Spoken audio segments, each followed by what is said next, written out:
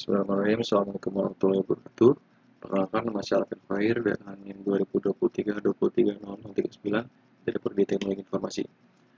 Baik, pada kesempatan kali ini saya akan mempresentasikan hasil review jurnal saya yang berjudul Evaluasi Dukungan Implementasi Sistem Informasi untuk Pengembangan 6 Area Smart City.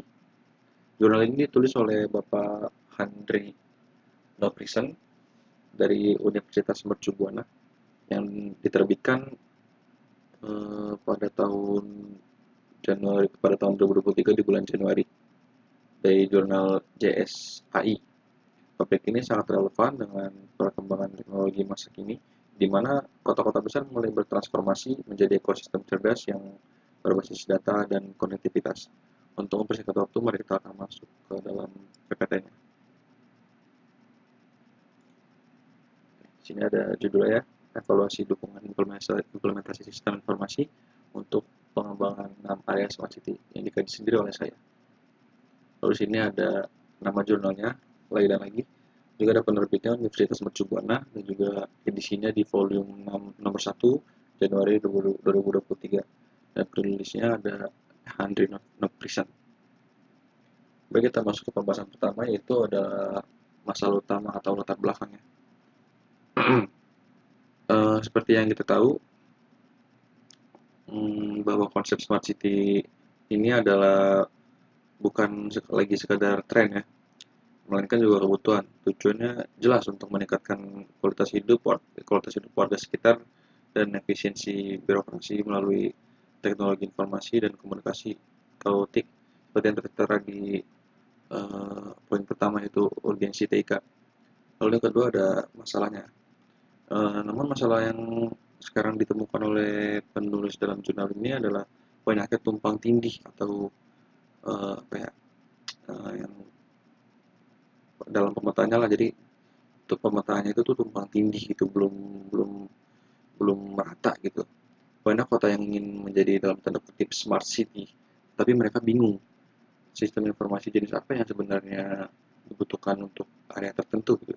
Misalnya apakah untuk mengelola sampah eh, rumah tangga atau sampah yang bisa di pasar-pasar gitu yang menumpuk gitu, apakah kita perlu mengelola sampah itu seperti kita mengelola pajak. Kurangnya pemetaan sistematis ini seringkali membuat investasi teknologi di tingkat pemerintahan menjadi tidak tepat sasaran. Inilah ya yang menjadi celah atau gap yang ingin diisi di dalam jurnal ini. Berikutnya ada solusi dan juga tujuan penelitian. Sebagai solusi atas ketidakjelasan pemetaan tersebut, penelitian ini hadir dengan metode tinjauan literatur yang sangat ketat, yaitu menggunakan metode PRISMA atau Preferred Reporting Items for Systematic Reviews and Meta-Analysis untuk meninjau literatur secara sistematis. Lalu tujuan utamanya ada dua. Yang pertama, untuk mengidentifikasi kategori sistem informasi apakah yang sebenarnya paling sering digunakan dalam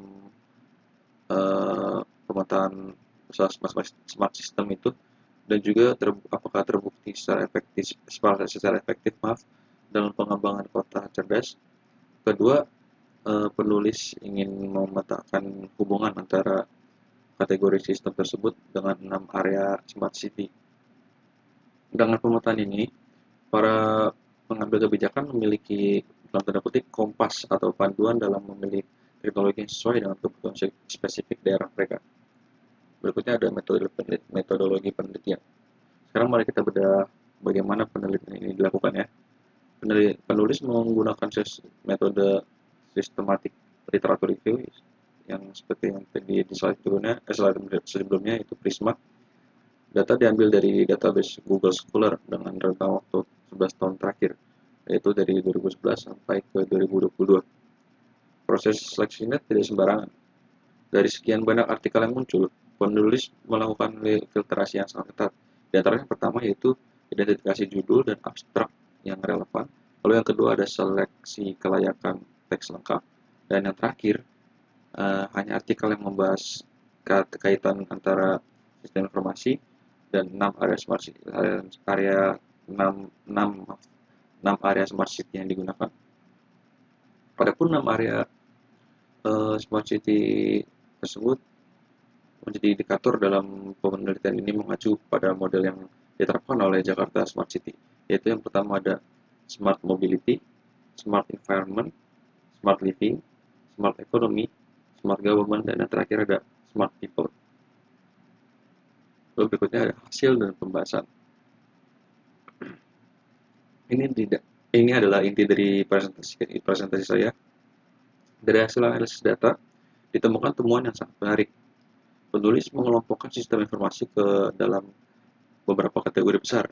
Temuan paling dominan adalah kategori E3, yaitu gabungan dari e-business, e-commerce, dan juga e-government. Kategori ini muncul di 15 data penelitian yang berbeda. Mengapa di 15 data yang berbeda? Karena E3 adalah tulang punggung interaksi antara pemerintah, pengusaha, dan juga warga. Contohnya sistem pengadaan barang secara elektronik atau aplikasi layanan publik. Kayak contohnya saat COVID kemarin itu ada aplikasi yang peduli lindungi itu ya. Lalu kemudian ada kategori MG atau System for Different Management Groups dengan 13 data. Ini mencakup sistem pendukung keputusan bagi para pimpinan kota agar bisa mengambil kebijakan berbasis data, bukan sekedar intuisi. Lalu secara spesifik juga jurnal ini menjelaskan bahwa e-government sangat krusial di area smart governance untuk menciptakan transparansi. Sementara itu di e-business juga sangat vital di area smart economy untuk mendukung logistik dan perdagangan energi yang lebih efisien. Singkatnya juga tidak ada satu area smart city pun yang bisa berjalan tanpa dukungan sistem informasi yang terintegrasi. Berikutnya ada kesimpulan dan juga kontribusi. Dari seluruh pembahasan tadi, kita dapat menyimpulkan bahwa kategori etika adalah instrumen yang paling berpengaruh. Kontribusi ini sangat besar bagi akademisi maupun praktisi. Bagi pemerintah, jurnal ini memberikan arahan bahwa jika ingin memperkuat ekonomi kuat, fokuslah pada pengembangan infrastruktur e-bisnisnya. Penulis juga memberikan saran penting. Saat ini masih sedikit penelitian yang membahas kategori sistem for linking the enterprise atau sistem yang menghubungkan antara organisasi besar di kota cerdas. Ini adalah peluang riset bagi kita semua di masa depan. Lalu di sini juga ada evaluasi kritis. Terakhir saya memberikan pandangan kritis saya terhadap jurnal ini ya.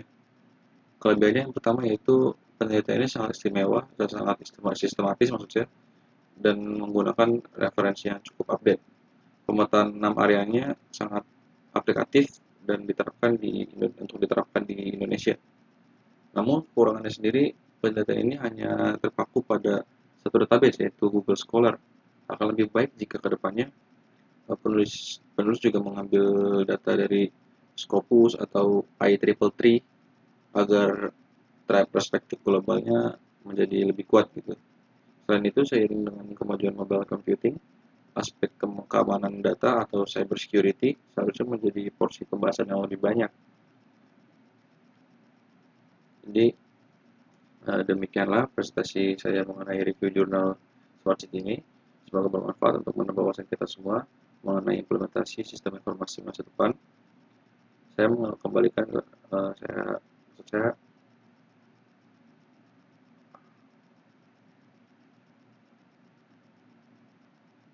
lebih kurangnya mohon maaf. Wabillahi taufiq wal hidayah. Wassalamualaikum warahmatullahi wabarakatuh.